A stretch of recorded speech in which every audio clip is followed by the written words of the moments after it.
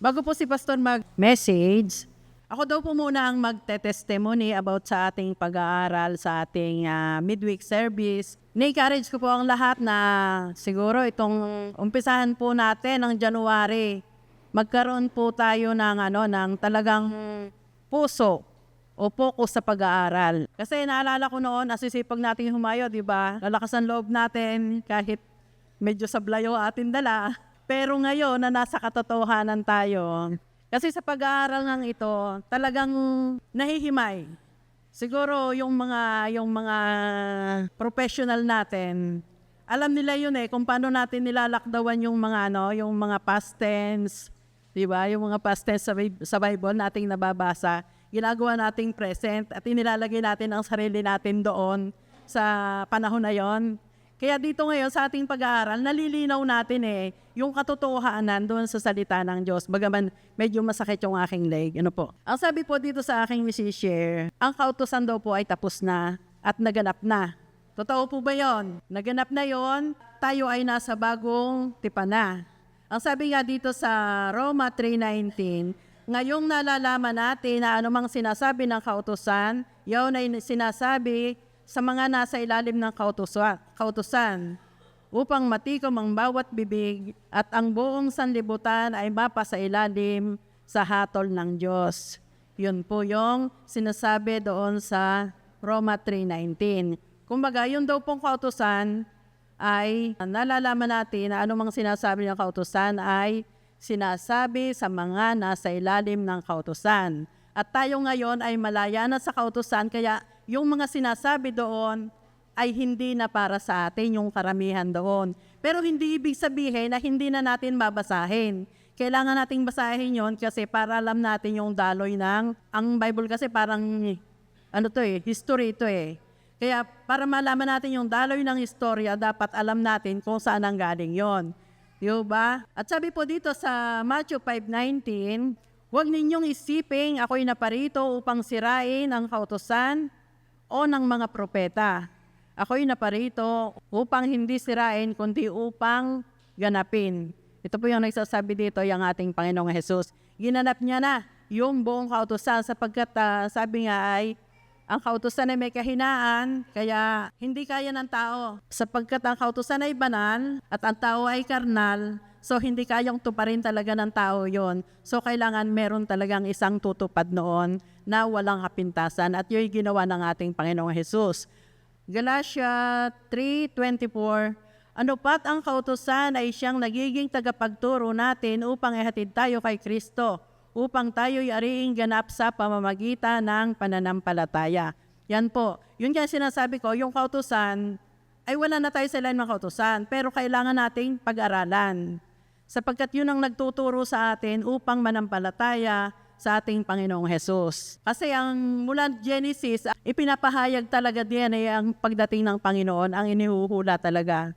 Kaya ito yung nasa panahon na tayo ng kaganapan, yung AD 30 ng maganap, yung pagkapako ng Panginoong Jesus doon sa krus, yun na yung bagong yun na yung bagong tipan. At doon tayo nananampalataya.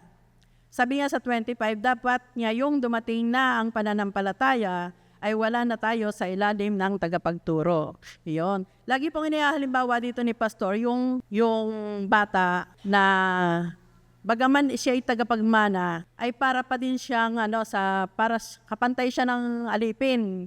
Kasi habang bata siya, wala siyang alam sa kanyang mamanahin. O doon tayo sa ilalim ng kautusan. Ngayon, na alam mo nalaman mo na yung katotohanan na ikaw tagapagmana, dapat alam mo na yung mga bagay about sa iyong master, sa iyong magulang, sa ating ama. Dapat alam na natin. At yun yung sinasabi ko, na pumokus tayo sa pag-aaral dahil kung noon na nasa mali tayo, lakas ang loob natin, ngayon pa ba, na ito talaga, natutunghayan natin ang bawat iniaaral, ang bawat sinasabi, ay natutunghayan natin sa banal na kasulatan. Kumbaga, wala yung sinasabi na pandaraya. Walang daya. Yun yung gatas na walang daya. Ano po? At sabi nga dito sa Galatia 3:25, datapot ngayong dumating na ang pananampalataya ay wala na tayo sa ilalim ng tagapagturo. Yan, wala na tayo sa ilalim ng kautusan. Kaya ang sabi ko nga, ang kautusan ay tapos na at naganap na. Sinong gumanap? Ang ating Panginoong Hesus. Yang maraming kabalahan sa buhay, sulat ako ng sulat, minsan hindi ko nare-review. Pero salamat sa Panginoon dahil yung sa paulit-ulit na sinasabi sa atin, tumatanim sa ating isipan at nagiging na-encourage tayo. Kasi sa edad kong aray, ako na may wala ng ambisyon na paka-master-master pa din Pero napakahalaga na yung katotohanan ay alam ko, sabi kong ganon. Kasi hindi man ako humayo or siyempre may mga plano tayong, may mga hayo tayong ginagawa, may mga pag-share tayo. Hindi man ako magpaka-lalim-lalim sa paghayo. Yun man lang maaabot ng aking, yung man lang kamag-anak natin na nakakausap natin ay ma-share natin. Yung mga kaibigan natin, ngayon nga ay napakadali naman kahit sa social media, pwede tayo mag-share. Ma-chat mo, matatawagan mo, pwede kayong mag-meeting at nakakapag-share. Kaya nga sabi ko, sa edad ko nga ang hangad ko lang naman ay kung may pagkakataon na may bahagi ko ang salita ng Diyos sa bawat pagkakataon, katulad dito, di ba, dadaan nga ang Pasko, ang dami nating mamimit, pwede nating i-share. At yun nga yung aking, nasa ng aking puso, yung mga kapatid ko na masyadong masunurin, ay nais ko silang mabahaginan ng gatas na walang daya. Amen po ba? Sana lahat tayo, may bahagi natin yung gatas na walang daya. Yung hindi dinoktor na mga, kumbaga hindi man's wisdom, hindi sariling karunungan, kundi ang salita ng Diyos, yung katotohanan, ang may bahagi natin. Samantalahin natin itong darating na okasyon. Diba? Ang dami nating ganap. Gawin natin ng paraan na may singit ang salita ng Diyos, yung katotohanan, yung gatas na walang daya. Amen po ba doon? Kasi ito lang naman ito lang talaga yung layunin ni Diyos sa buhay natin upang tayo gamitin sa mundong are. Ayan, at ang sabi po dito, yan nga sinasabi, sapagkat ang kautusan ng Espiritu ng buhay na kay Kristo Jesus ay pinalaya ako sa kautusan ng kasalanan at kamatayan. Yun po yung pinalaya tayo dito sa law of sin and death. Yun po yung kautusan. Pinalaya na po tayo dito. Yun po yung katotohanan. At tayo ngayon ay nasa pananampalataya na sa ating Panginoong Hesus. Kaya itong Gospel of Christ na pinapaulit-ulit sa atin, alam nyo mga kapatid, sa totoo lang, dapat talaga mamaster na natin ito Wari ko 1 taon na nating pinapaulit-ulit itong Gospel of Christ. Yung bang kahit wala kang dalang Bible, pwede kang mag-share. Alam mo yung ginawa ng Panginoon doon, yung kanyang kamatayan, yung kanyang pagkapako sa krus, yung kanyang pagkamatay, yung kanyang pagkalibing, at pagkabuhay na maguli. Dapat ito kahit hindi natin dala ang Bible, kaya na natin i-share Di ba ang sarap? Kahit wala kang dalang Bible, makausap mo yung kamag-anak mo, dinalo mo yung kamag-anak mo.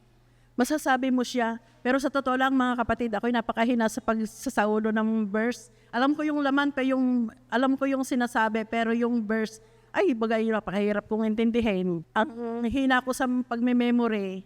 Pero ito po yung katotohanan na ang kautusan ay tinapos na ng ating Panginoon. Dito po sa Roma 8 verse 3, sapagkat ang hindi magawa ng kautusan na may hina sa pamamagitan ng laman, sa pagsusugo ng Diyos ng kanyang sariling anak, ay naganyong lamang salarin dahil sa kasalanan ay hinatulan ng Diyos ang laman ang kasalanan. Yun po yung katotohanan na naganap na yung ating kasalanan sapagkat ang hindi magawa ng kautusan na mahina sa pamamagitan ng laman sa pagsusugo ng Diyos ng kanyang sariling anak na naganyong lamang salarin at dahil sa kasalanan ay hinatulan ng Diyos sa laman ang kasalanan. Hinatulan ng Diyos ang kasalanan sa laman ng ating Panginoong Hesukristo noong siya ay nagkaluray-luray ang kanyang laman sa pagpaparusa sa kanya. Kumbaga, yung kasalanan ng ating laman ay dinala niya lahat. Yung ating mga kasalanan, dinala niya doon sa krus ng Kalbaryo at hinatulan na doon. Kaya hinatulan na ang ating mga kasalanan. Kaya hindi po yun 99%. 100% po yun, wala pong itinira. Pero hindi ibig sabihin na sige magkasala ka uli. Hindi po ganun ang ibig sabihin noon. Na palibhasa tinubos ka na ay magkakasala ka uli. Hindi po ganun. Ibig sabihin po, tinubos na tayo doon sa ating, yung lahat ng kasalanan ng tao sa laman ay tinubos na niya. Kinuha na niya sa krus ng Kalbaryo. Manampalataya ka doon at wari ko na may kung nananampalataya ka doon ay hindi ka na magnanasa pa na gumawa pa muli ng kasalanan dahil tinubos ka na nga, nilinis ka na. Wala ka na doon sa ilalim ng kautusan. Kaya nga sinasabi po dito sa Roma 10:4, ang sabi po dito, sapagkat si Kristo ang katapusan ng kautusan sa ikatutuwid ng bawat sumasampalataya. Ngayon, kung pinapanampalataya na natin yung ginawa ng ating Panginoong Jesus doon sa krus ng Kalbaryo, ay di ba siya na nga yung gumawa? Ang sabi po, for Christ is the end of the law, for the righteousness to the everyone who believe it.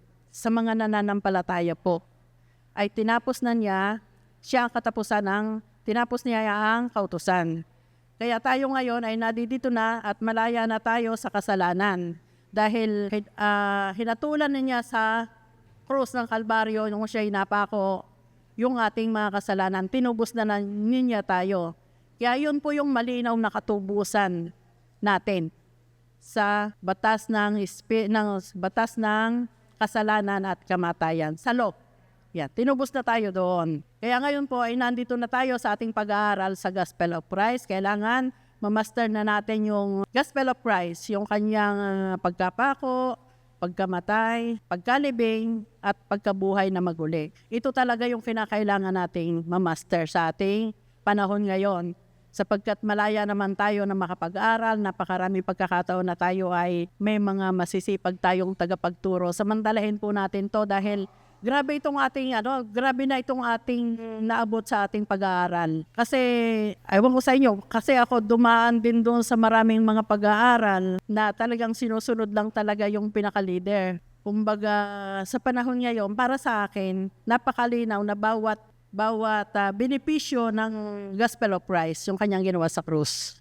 Bawat benepisyo ay malinaw sa akin na may papahayag natin. Yun nga sinasabi ko, malinaw sa akin pero hindi ko sa ulo hindi ko sinabi sa ulo ko. Pero kaya kong ipahayag siya sa bawat taon makakausap ko. Hindi naman makukuha sa isang upo. Kumbaga, kailangan nating masimulan at tayo rin ang magbe-benefits noon pag tuloy natin ginagawa. Ang sabi ko nga, ang hamon ko nga sa lahat po, hinahamon ko. Sa January po, umpisahan natin. Mag-focus tayo sa pag-aaral. Dahil ito talaga yung layunin ng Diyos sa atin. Yung physical blessing, given naman yan. Lahat naman tayo binigyan ng talino. Lahat tayo binibigyan ng pagkakataon na mamuhay ng maayos sa mundong ito. Pero ito yung talagang mas kailangan. Yung ating spiritual na buhay. At hindi lang tayo, sabi ko nga, may share natin sa iba. Sana itong bagong taon ay ito yung maging focus natin. Hindi lang sa physical, kundi itong pang-spiritual natin ay lalo pang lumago at matuto at maganap natin yung kalooban ng Diyos sa buhay natin. Amen po ba? So tama po yung hamon at challenge ng ating kapatid. Bagaman iilan lang po kami nag-aaralan every Wednesday, pero kita ko yung ganda nung yung lalong nahihimay-himay yung mga pag-aaral ng salita ng Diyos. Bilang mga anak ng Diyos, makikita natin sa Ephesians chapter 4, verse 13. Kasi ang context po nito, ang Diyos ay naglagay ng mga leader sa church para sa paglago sa kaalaman, di po ba? Tapos ang sabi nung lulundag na po ako, ang sabi ng verse 13, hanggang sa abutin nating lahat ang pagkakaisa till we all come in the unity of faith.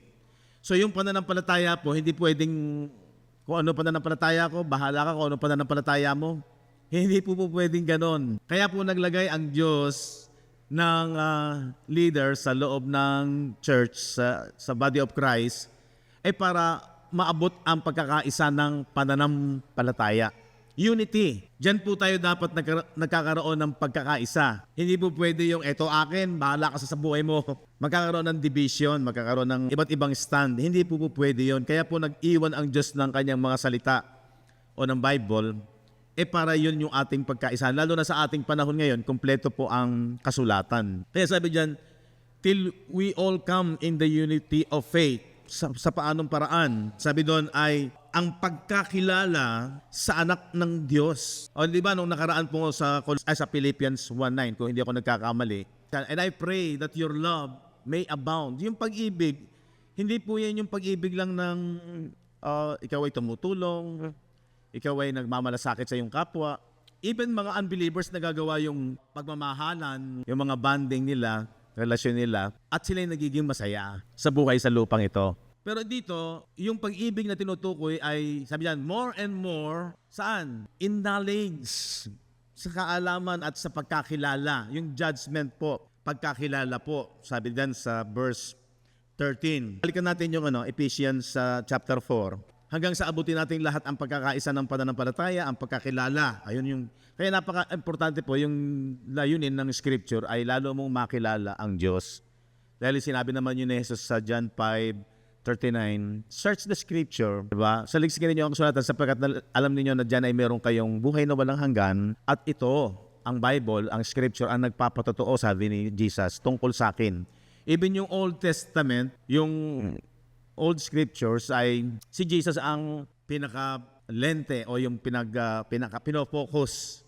Yung mga prophecy and even yung kautusan, shadow, ayon sa ating pag-aaral, image ng katotohanan at iyon ay ang ginawa ni Jesus sa krus ng Kalbaryo. Diba? So, tuloy natin. And then sabi ng 14, upang tayo'y huwag nang maging mga bata pa. Alam nyo, nung araw, ang pagkaintindi ko, pag sinabing bata pa, baby Christian. No. Bata dito, sa context nito ay hindi pa siya born again. Sa 14, upang tayo huwag nang maging mga bata pa na napapahapay dito, doon, at dinadala sa magkabi-kabila ng lahat ng hangin ng aral, wind of doctrine. Di ba pinag-aralan natin na ang sabi ng iba, hindi rin mahalaga ang doctrine. No, mahalaga po yung doctrine. Dahil dyan, hindi ka magiging matatag at matibay at hindi ka talaga isisilang na muli kapag ka ikaw ay magulo ang iyong doktrina. Lahat tinatanggap mo. Sabi dyan, carried about with every wind of doctrine. Kung ano na lang yung doctrine, sige, tama rin yan.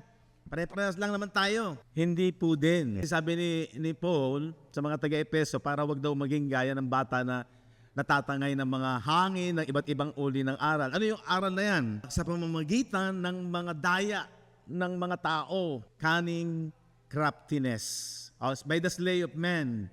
So yung daya ng tao, yun yung mga doktrinang pansariling karunungan lamang ng tao, wisdom of man. Sa pamamagitan ng mga daya ng mga tao, sa katusuhan, ayon sa mga lalang ng kamalian. They live, whereby they live, they lie in wait to deceive. Gusto ba natin tayo ay nadideceive, nadadaya? Ayaw ng Diyos, ayaw ng kasulatan. Kaya nga po tayo po ay kinakailangan nag-aaral. So talagang hindi po ako titigil na sabihin sa inyo na kailangan nating mag-aral. Dahil sinasabi po ng Bible, ang sabi niya doon, kung sabihin ko ba ang katotohanan, yun ba ang dahilan kung bakit kayo nagagalit sa akin? Yun ang malungkot no? Pag sinasabi mo yung katotohanan, marami nagalit sa kanya. Sipsipin mo yun. Sinasabi mo na ayaw mo nang andayain ng tao, yung tao umaayaw. Nagiging cause pa yun ng pagkakaroon ng galit sa kanya. Yun ang sabi ni Paul. Okay, tuloy natin. Kung hindi sa pagsasalita ng katotohanan na may pag-ibig ay magsilaki sa lahat ng mga bagay sa kanya na siya ang Pangulo sa makatwid bagay si Kristo. Alam niyo po yung upang tayo huwag na maging mga bata pa na napapahapay dito doon, dinadala na magkabila-kabila ng lahat ng hangin ng aral. Ibig sabihin, sa pagkakilala, magiging matibay ka, matatag sa pagkaunawa kung sino si Kristo. Tinunin niyo yung 13. Hanggang sa abutin nating lahat ang pagkakaisa ng pananampalataya at ang pagkakilala sa anak ng Diyos. Yung sumunod, hanggang sa lubos na paglaki ng tao. Halimbawa, ang isang tao, tanong, kumpleto po ba yan? Kung sa picture pwede, half body. Pero pag sinabing fullness, di ba sabi doon sa the knowledge of a perfect man, unto the measure of the stature of the fullness of Christ. Ibig sabihin, hindi mo lang kilala si Kristo, kalahati lang, half body. No? Hindi, ang ibig sabihin niyan, fullness. Pag sinabing fullness, yung kabuuan ng kanyang, ito picture lang po ito, illustration lang po ito. Yung pagkakilala, hindi po pwedeng naniniwala ako sa Diyos. Siya yung tumbo sa ating kasalanan. Tanong, paano mo nalaman ang Holy Spirit na sa'yo? Tinanggap ko po si Kristo. Paano mo tinanggap si Kristo? Na siya yung tumubo sa aking mga kasalanan. Ako iniligtas niya. Tama naman yung mga sagot. Pero palawig ng palawig po rin yung aking tanong. Paano mo masasabing at paano ka natubos sa iyong kasalanan? Yun bang detalye, alam mo ang kabuuan ng pagkakilala. Kaya sabi dito, kung babasahin natin, yung pagkakaisa ng pananampalataya, yung pagkakilala sa anak ng Diyos, yung lubos na paglaki ng tao, yung lubos na paglaki ng tao, yung kabuuan niya. Hindi pwede yung kilala mo lang yung mukha niya, yung ulo niya, o hanggang dyan lang, half body. Hindi ka, fullness. Buo sa pagkakilala. Ang sabi po, bakit ba natin? Kasi ikaw munang makikinabangin, kilala ko ang Diyos. John 17:3, and this is eternal life, that they may know thee, the only true God, and Jesus Christ, whom thou hast sent. Kaya nga isa sa purpose kung bakit po nagkatawang tao si Jesus para ipakilala ang Ama. Ipakilala sa pamamagitan ng kanyang pagkatao, sa pamamagitan ng kanyang salita, kung sino ang Ama. Makikilala ang Ama, kaya sabi niya, ang nakakita sa akin, nakakita sa Ama. Kaya kung makikinig sila kay Jesus, makikilala nila ang Diyos, Ama. Mauunawaan nila sa pamamagitan ni Christ. Kaya dito, sabi dito, unto a perfect man, unto the measure of the stature of the fullness of Christ. Ang isang bata na sinasabi dito, hindi po siya born again. Hindi niya kilala. Galatians chapter 4 from verse 1. Now I say that the heir, tagapagmana, as long as he is a child, samantalang siya'y bata pa, differeth nothing from a servant. Ay walang pagkakaiba sa alipin. Though he be Lord of all. Alam nyo, sa aking pagkaunawa, ang context na yan ay tumutukoy kay Jesus. Nasa ilalim pa ng tutors, tagapagturo, at yung mga namamahala until the time appointed of the Father, ay yan yung law. Siya kasi ay isinilang sa ilalim ng kautusan. Verse 3. Sabi ni Pablo, doon sa kanyang mga kapwa Hudyo, kung tayo'y mga bata pa, tayo'y nasasakop ng pagkaalipin sa ilalim ng mga pasimulang aral ng sanglibutan. Bondage, alipin, ano yung elements of the world? Yan po yung law, yung mga pasimulang aral ng sanglibutan. Yung po sinabing sanglibutan, yung their world. Sa Israel, sa kanilang papanahunan, sila'y nasa ilalim pa ng kautusan. Kaya tama yung sabi ng verse 4. But when the fullness of the time was come, nung dumating daw yung takdang panahon, God sent forth His sons, sinugo ng, ibinigay ang isang bata, ang isang lalaki, made of a woman, sinilang ng isang babae, ni Virgin Mary, made under the law. Ayun siya'y nasa ilalim ng kautusan. Ang pansamantalang nangangalaga sa kanya, siya'y pinanganak sa ilalim ng kautusan at ng mga namamahala doon. Tapos ang sabi ng verse 5, kaya daw isinilang si Jesus sa ilalim ng kautusan, ito yung purpose, to redeem them that were under the law, that we might receive the adoption of sons, para tubusin ang mga nasa ilalim ng kautusan. Sa mga Hebreo, talagang sila nasa ilalim ng kautusan. Tayo namang mga Gentiles, Romans 2, 4, and 5, kung hindi ako nagkakamali, ay yung law natin ay yung law of conscience, yung written in our hearts. Konsensya, budhi, na masama ang pumatay, huwag mo gagawin kung anong masama sa sarili mo, sa kapwa mo. Di ba? So, para tubusin una yung mga Hudyo sa ilalim ng kautusan, that we might receive, para matanggap yung pagkukupkop ng anak. So doon, pantandaan natin, pag nakawala na, pag natubos na sa ilalim ng kautusan, doon pa lang matatanggap yung pagkukupkop ng anak. Doon pa lang siya magiging anak. Pag hindi na siya nasa ilalim ng pagkaalipin ng kautusan. Tingnan niyo yung verse 6. Sapagkat kayo'y mga anak, yung mga wala na sa ilalim ng kautusan, sapagkat kayo'y mga anak, ay sinugo ng Diyos ang espiritu ng kanyang anak. So, di ba? Born in the Spirit, nasa iyo ang espiritu ng Diyos. Kung saan nandun ang espiritu ng Diyos, nandun ang kalayaan. For where is the Spirit of God, there is freedom. Hindi na alipin. So ang contrast ng servant ay malaya. Ang contrast ng alipin ay malaya. Pag ikaw ay anak, sinugo sa iyo ang Espiritu ng Diyos sa puso mo at sumisigaw ka ng Abba, Father.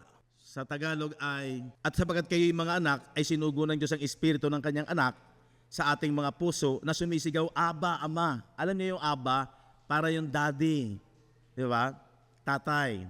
Parang yung papa. Ibig sabihin, yung anak dyan, kilala na niya yung kanyang ama. Tinatawag na niya ng daddy. Kaya may pagkakilala.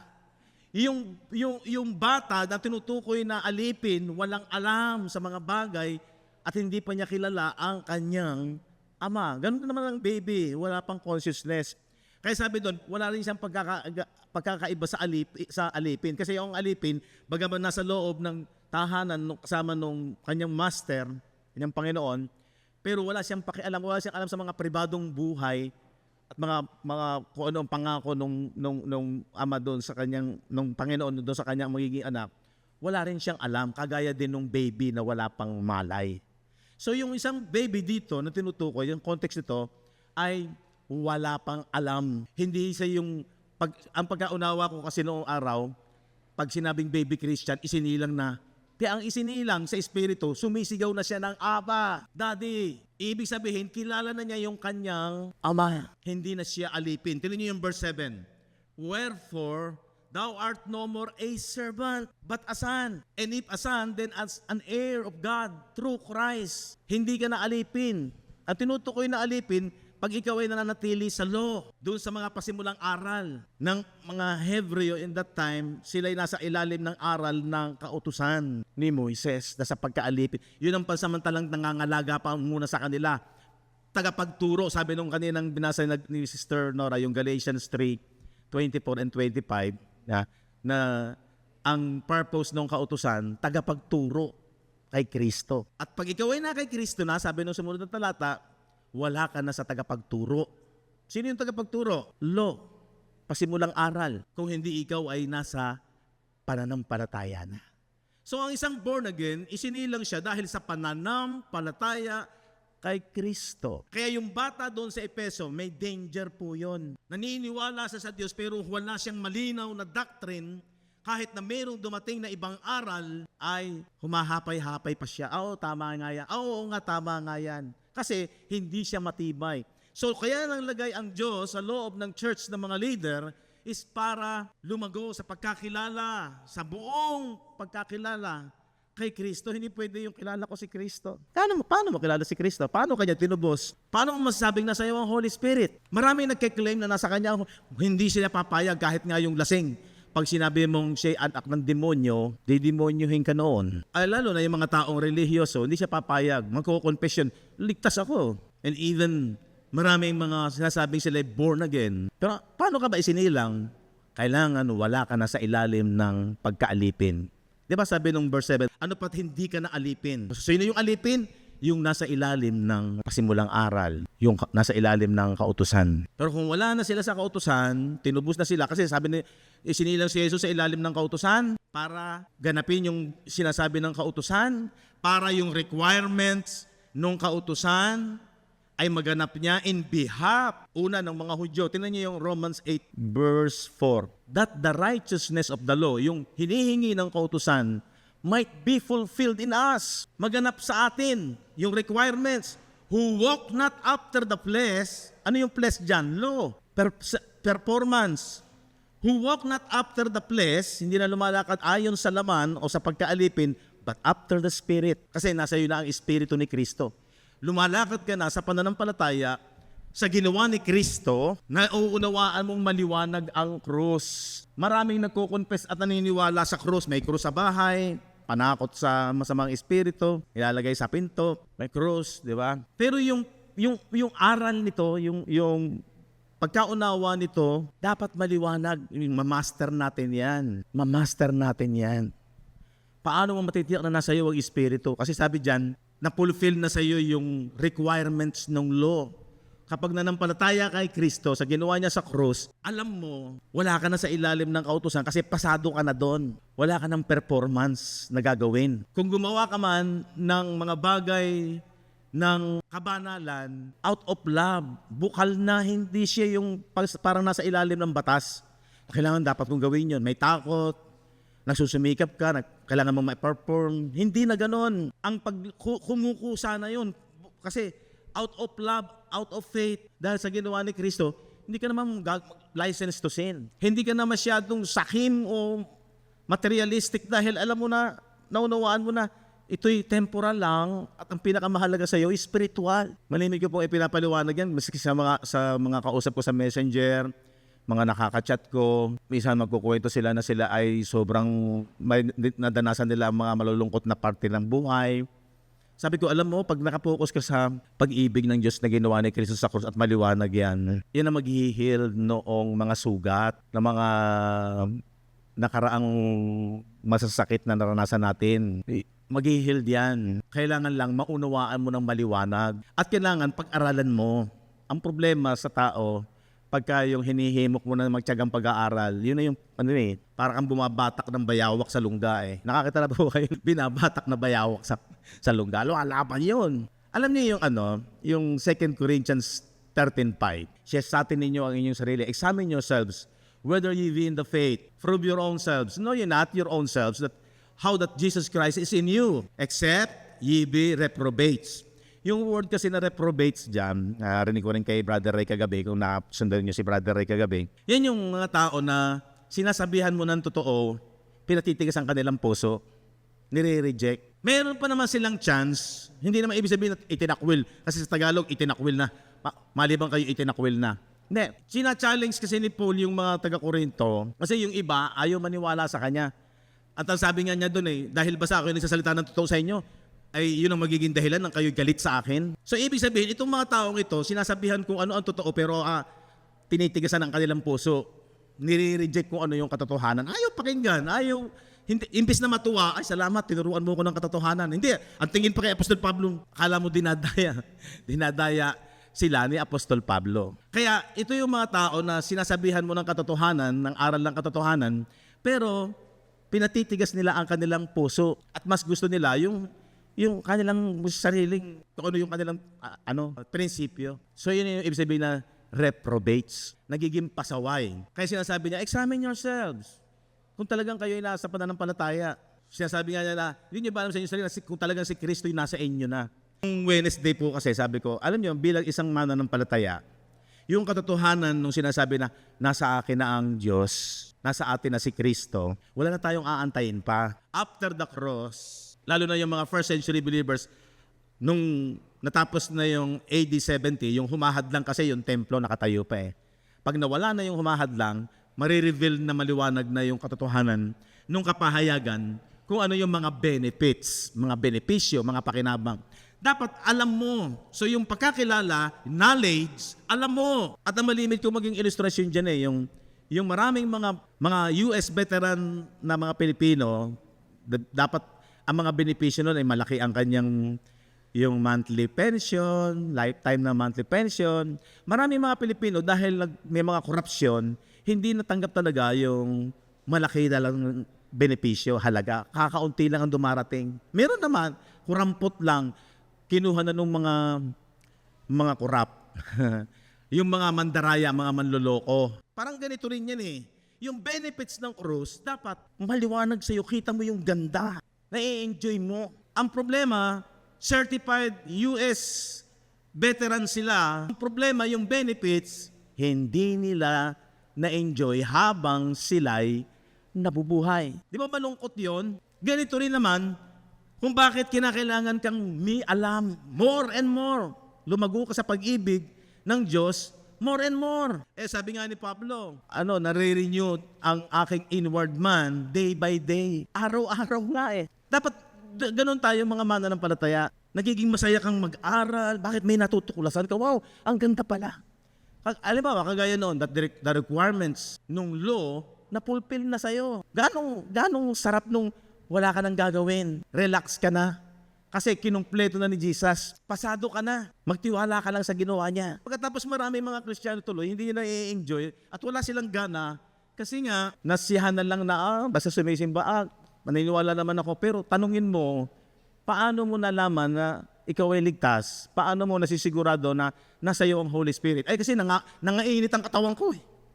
At biglang may gumana sa dibdib ko na umiyak na lang ako, humagulgol na lang ako na umiyak. Ayun, puspos na ako ng Espiritu. Ang magpapatunay pa rin yung kanyang salita. Diba? O tingnan ninyo, Ephesians 1:13. In whom also ye also trusted.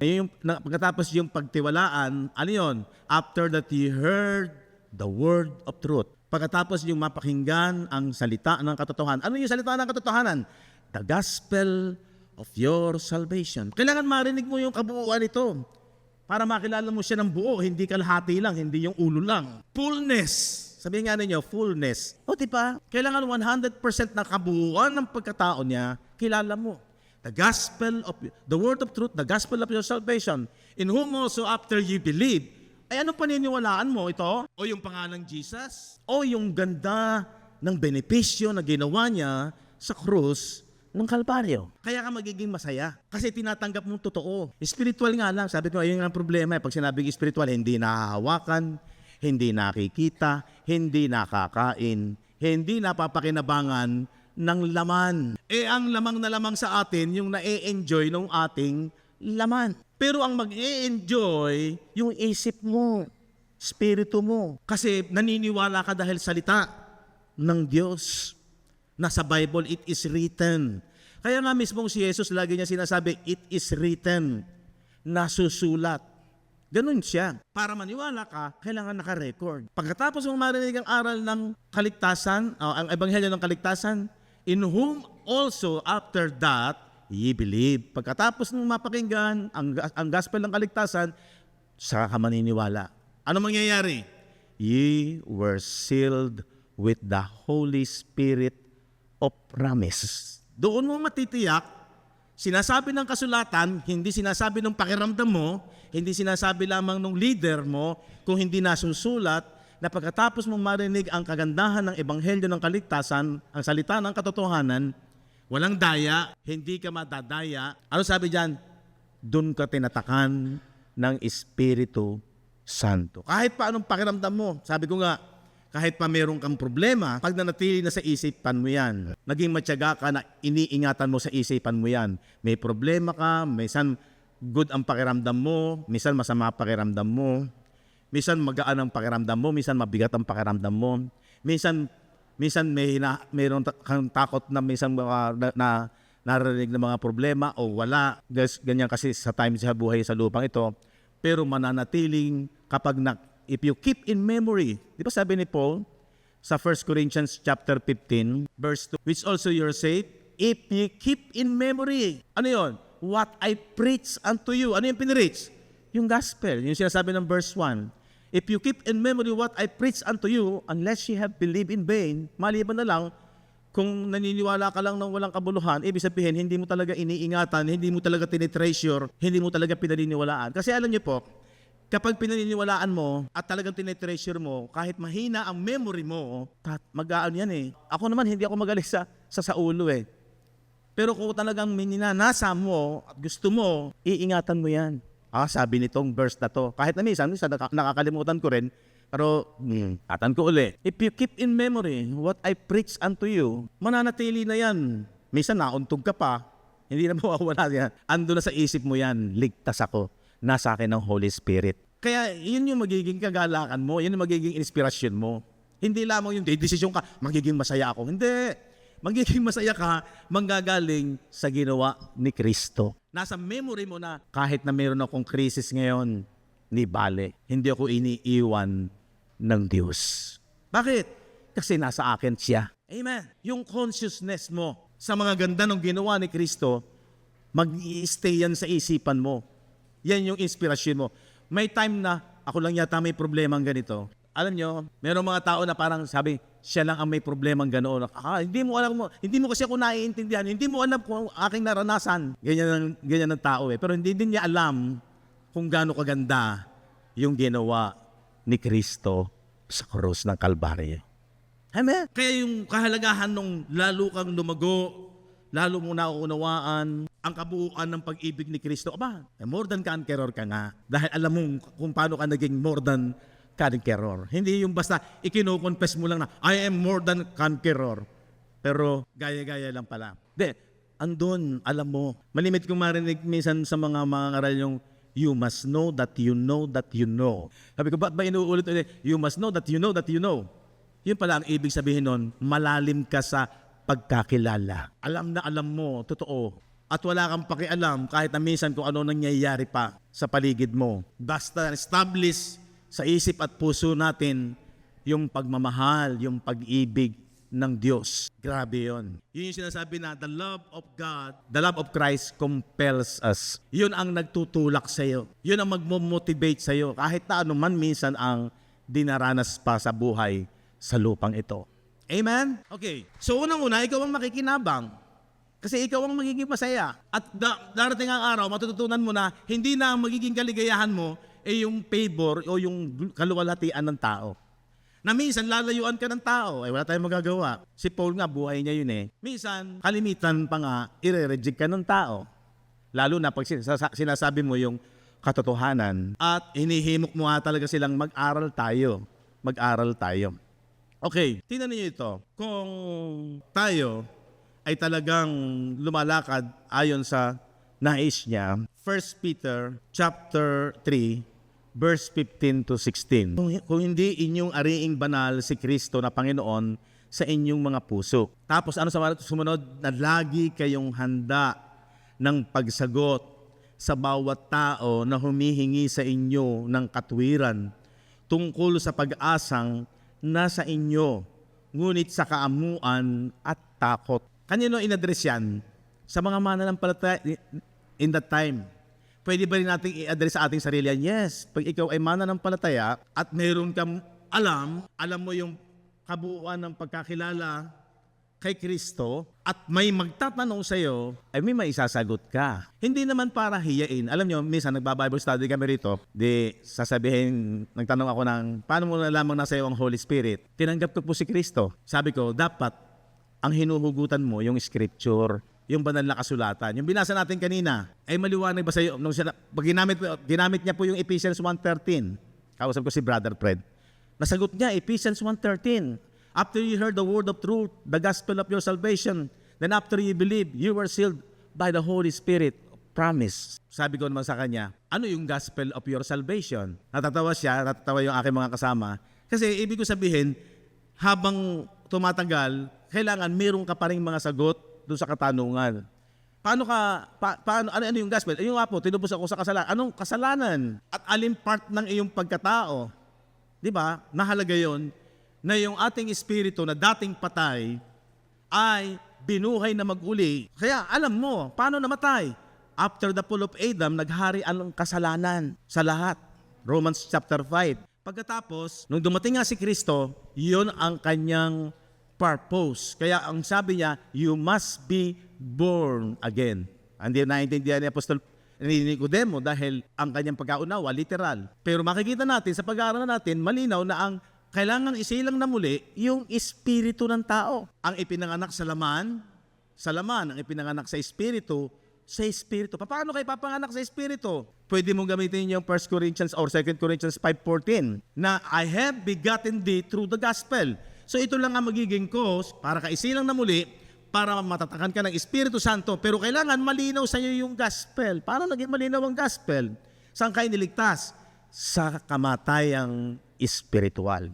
Diba? Yun ang bumagsak kay Eva at kay Adan. Yung kanilang espiritu ay namatay, bunga ng kanilang pagsuway, at yun ay minana ng lahat ng tao. Lahat ng tao, patay ang espiritu. Kaya kinakailangan isinugo si Jesus para isilang na muli, para mabuhay ang espiritu nila doon sa kanyang ginawa sa krus ng Kalbaryo. Romans 8:3, for what the law could not do, yung hindi magawa ng kautusan na mapasunod ang tao dahil mahina ang laman ng tao, that it was weak through the flesh.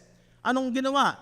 God sending His own Son, sinugo niya ang kanyang anak sa anyong lamang salarin, in the likeness of sinful flesh. Kagaya natin, kinuha niya yung ating sinful flesh. Anong ginawa? Para sa kasalanan. Hinatulan ang kasalanan sa kanyang laman. O di ang linaw, malinaw sa isip mo na tapos na yung sin in the flesh. Kasi sa mundong espiritual, ito ay, pag sinabing mundong espiritual, legal sa mata ng Diyos, tinapos na yung bisa nung kasalanan na nanahan sa laman na umalipin. Una sa mga Hudyo, gayon din sa lahat ng tao, inalipin tayo ng kasalanan dahil merong kasalanang nananahan sa laman. Yung sinasabi ni Pablo sa Romans chapter 7 na nang dumating ang kautusan, nalaman ko kung ano ang mabuti pero hindi ko magawa. At yung masama na ayaw kong gawin ang siya kong nagagawa. O abang tao ako, alipin ng kasalanan. Dahil ang purpose ng law, kailangan 100% sinless life. Pero hindi magagawa. Walang makagagawa.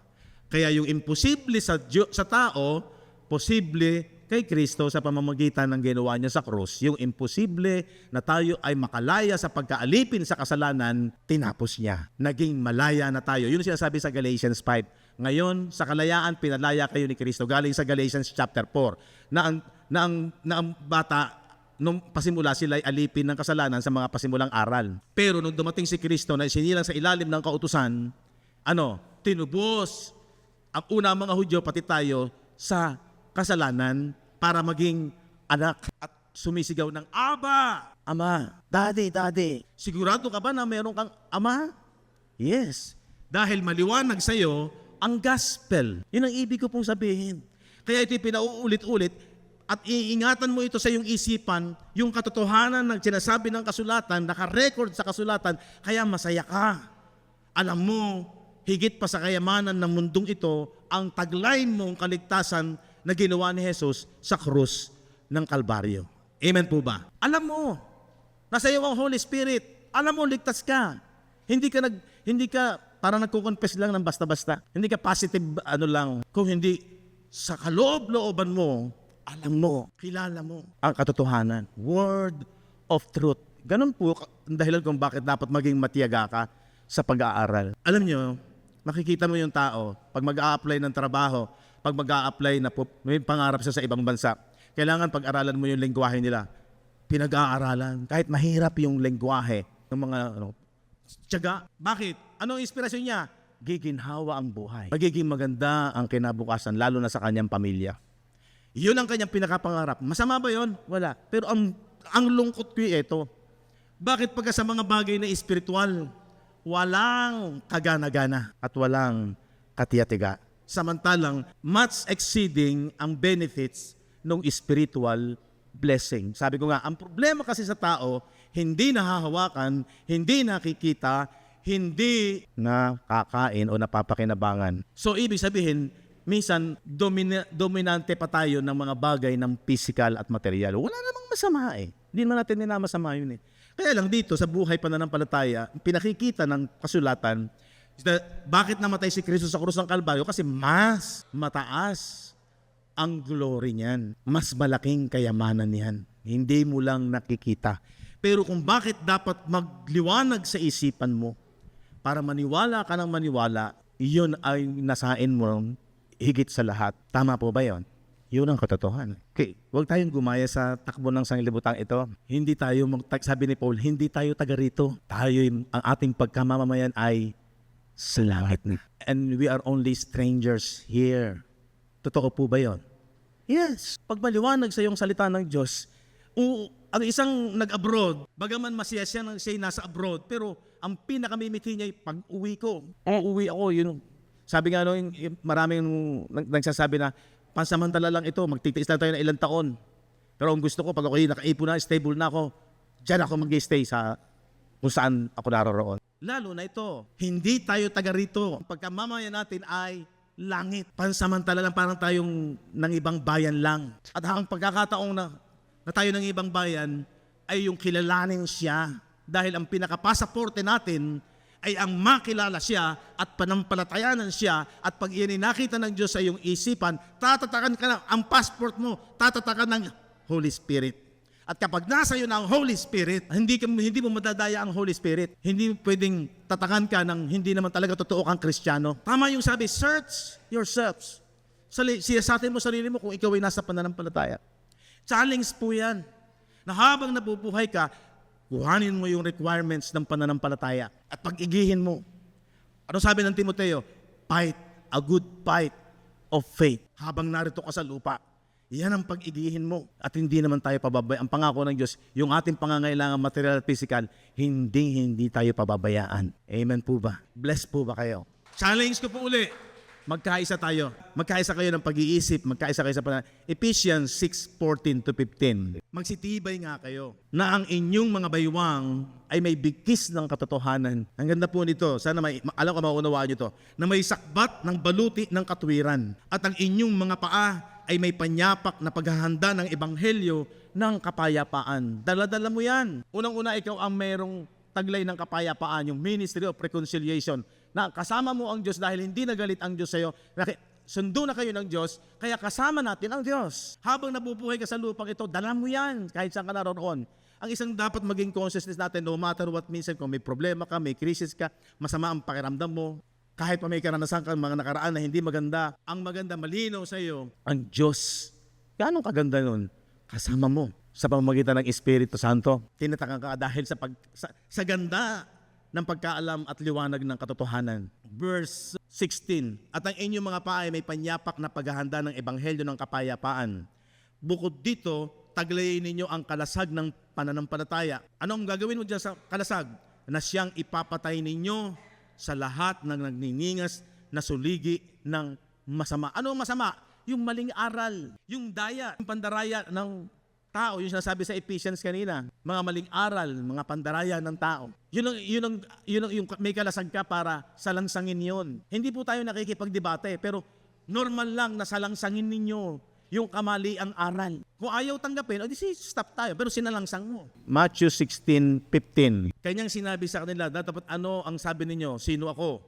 At sumagot si Simon Pedro, sinabi, ikaw ang Kristo, ang anak ng Diyos na buhay. 17, at sumagot si Jesus at siya kanya sinabi, mapalad ka, Simon Barjonas, sapagkat hindi ipinahayag sa iyo ng laman at ng dugo, kung hindi ng aking Ama na nasa langit. Ano pong ibig sabihin? Mapalad tayo na buo ang pagkakilala natin kay Kristo. Noon ang issue, tanggapin si Jesus as Christ, the Messiah. Sumagot, tama ang sagot ni Peter. Kasi sabi niya, mapalad ka. Ipinagkaloob ito sa iyo ng Ama at hindi ng laman at ng dugo. Ibig sabihin, hindi ito maituturo ng karunungan ng tao. Tayo man, paano masabing hindi ka nadangay ng karunungan ng tao kung hindi karunungan ng Diyos? Focus ka sa salita ng Diyos. Focus ka sa katotohanan. Kung ano ang sinasabi ng Scripture, ito binibigyan mo ng authority. Kahit pa anong ganda ng mga pananalita at katwiran ng ibang mga tao, ang mahalaga, maliwanag sa iyo na ito lamang ang pinagtitiwalaan natin, yung salita ng Panginoong Jesucristo, lalo na ng gospel.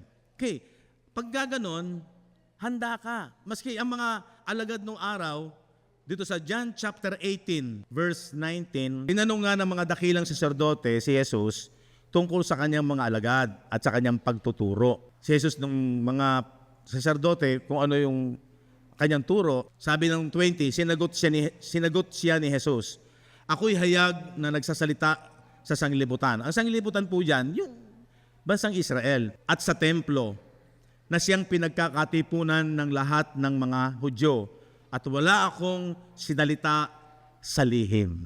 Alam nyo, ang Diyos, ayaw nga niya ng hindi na, ihahayag na niya lahat. 21, bakit ako'y inyong tinatanong? Tanungin mo silang nakakarinig sa akin. Sabi ng Panginoong Hesus, ang tanungin ninyo, yung mga nakikinig sa akin, kung ano ang sinalita ko sa kanila. Narito, ang mga ito ang nakakaalam ng mga bagay na sinabi ko. Kaya tayong mga mananampalataya, huwag niyo sabihin na, dapat si pastor ang ating magsasabi, magsasagot. Hindi, bawat isa po sa atin. Trabaho lang ng mentor, ng leader, na i-guide kayo, kaya dapat ang leader din ay nag-aaral at guided ng truth para yun ang isasalin niya sa mga believers na sila din ay magkaroon ng karunungan at kaalaman. Kaya pati kayo, yung sinasabi ng Ephesians na binasa natin kanina, handa palagi.